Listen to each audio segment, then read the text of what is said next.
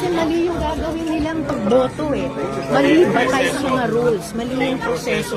Wala pang ang debate sa substance. Bakit po sa tingin nyo gusto nilang mangyari ngayon yon? And hindi na tayo umabot sa pag-discuss, debate sa substantive kasi hindi nila sinusunod yung sariling rules. Teleconference, ginagawa na kung may pandemya. Wala Yes. namang pandemya ngayon. Walang national natin emergency. babaguhin. Walang force majeure. Sir, baka ituloy nila. Pwede po ba nila Wala ituloy? silang quorum. Subukan. Walang quorum. Hindi ba tutuloy?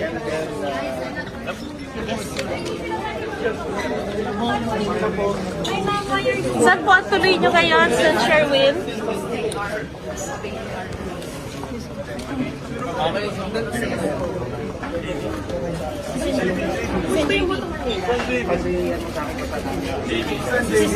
Sa kayo, sir? Fifth floor?